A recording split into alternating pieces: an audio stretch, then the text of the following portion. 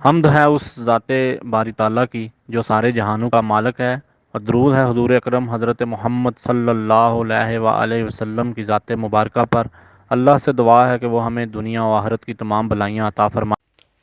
بسم اللہ الرحمن الرحیم۔ السلام علیکم۔ آج 23 مارچ بدھ کا دن ہے اور 30 شبان ہے۔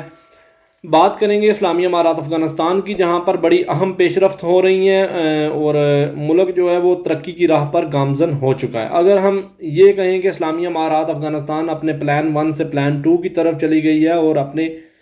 فیز 1 کو مکمل کر چکی ہے اور فیز 2 کی طرف اپنے سفر کو جاری رکھی ہوئی ہے، ملک میں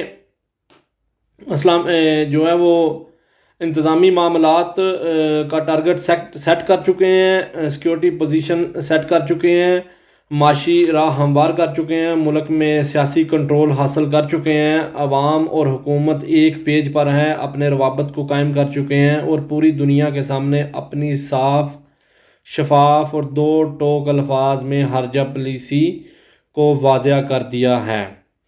آج ہم بات کریں گے اسلامی امارات افغانستان کی دہشت گردوں کے خلاف کامیاب آپریشنز، ملکی معیشت پر کام کرنے والے احکام کے معاملات کی اور انتظامی کمیشن کی اہم میٹنگ کی بات کریں گے۔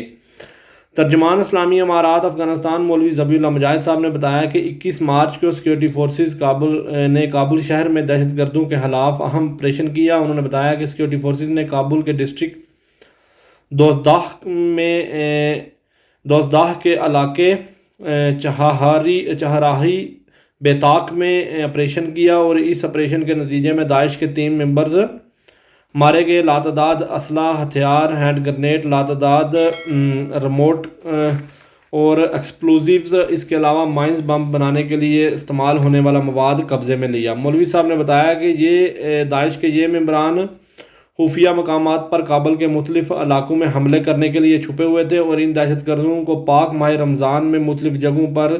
شہریوں کو نشانہ بنانا تھا۔ اللہ کا شکر ہے کہ ان کو وقت سے پہلے ان کے انجام تک پہنچا دیا گیا اور اس آپریشن سے مجاہدین اور عام شہریوں کو کوئی نقصان نہیں ہوا۔ اس کے علاوہ بات کریں گے اسٹیٹ اکانومک ڈپٹی ملا عبدالغنی برادر صاحب کی سربراہی میں اسٹیٹ اکنامک کمیشن کا اجلاس ہوا اور کمیشن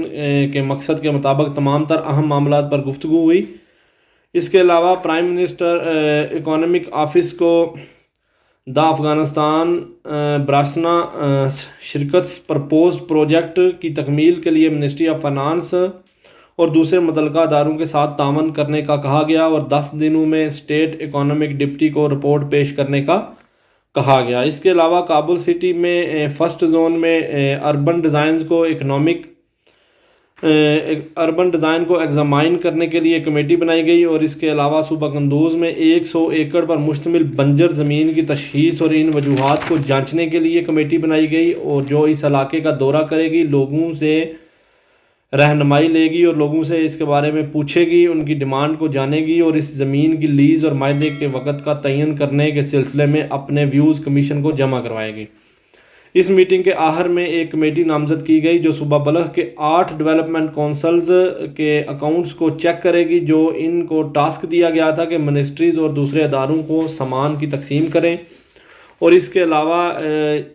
ان کونسلز میں بچ جانے والے حکومتی اشیاء کو بھی کاؤنٹ کر کے رپورٹ پیش کرے گی۔ آج اسٹیٹ اکانومک ڈپٹی ملا برادر عبدالغنی صاحب نے صوبہ نمروز کا دورہ کیا۔ اس دورے کے دوران ان کے ساتھ اسلامی امارات افغانستان کے اعلیٰ حکام پر مشتمل اعلیٰ سطح وفد شامل تھا، جس میں foreign affair minister, deputy minister of water and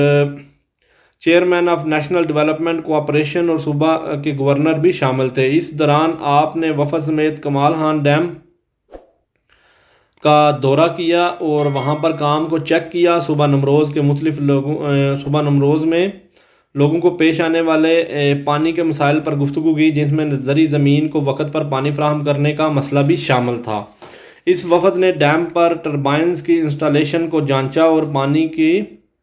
پانی کو سٹور کرنے کی کیپیسٹی کو بڑھانے، نہروں کی صفائی رکھنے اور تمام تر معاملات کے چلانے کے لیے حکام کو ہدایات دی کہ اس کے لیے افیکٹو مینجمنٹ کو ہائر کریں۔ ملا برادر عبدالغنی صاحب نے اس موقع پر کمال خان ڈیم کی قومی اہمیت کا بتایا اور حکم دیا کہ یہ ہماری اولین ذمہ داریوں میں ہے اور ہماری اولین ڈیوٹی ہے کہ اس پر بہترین کام کیا جائے۔ آخر پر انہوں نے پانی کو کنٹرول کرنے اور ڈیم کی تعمیر کے متعلق ٹیکنیکل انجینئرز کے مشوروں کو سنا اور ministry of water and energy کو ہدایات جاری کی وہ ان مسائل کو حل کرنے کے لیے ان کے ساتھ مکمل تعاون کریں۔ اور اب آپ کو بتائیں کہ یہ جو دورہ ہوا ہے، یہ بڑی اہم بات کہ اس دورے کے دوران نہ تو کوئی عوامی سرمایہ کا حراج کیا گیا، نہ کوئی پیسے اڑائے گئے، بلکہ اسی ڈیم کے کنارے کام میں مصروف سٹاف کے ساتھ گفتگو کی گئی، کام کو چیک کیا گیا اور سنا گیا اور اپنے رستے چل دیے۔ یہ نہیں ہوا کہ ہٹو بچو نسو بچو، 500 جناب فورس پہلے لگ گئی ہے اور 700-800 گاڑیاں جا رہی ہیں، پورا صوبہ وہاں پہ آ رہا ہے اور وہاں پہ وہ پھڑے سنا رہے ہیں۔ ایسی کوئی بات نہیں، انہوں نے جا کے اپنا کام کیا، اپنے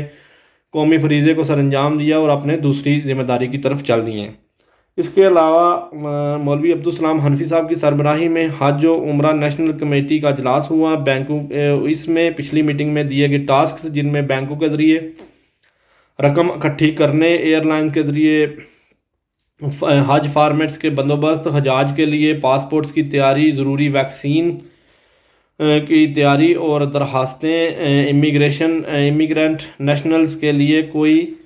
جو وہ کوٹے کی تیاری کے معاملے میں رپورٹ پیش کی گئی، اور اس کے علاوہ حج پروسیس کو مکمل ہونے تک متعلقہ اداروں کی کمیٹیاں تشکیل دی گئی اور ان کو ان کی ڈیوٹیز اور ذمہ داری سونپی گئی تاکہ حج کا عمل مکمل ہونے تک یہ فرائض وہ انجام دیں۔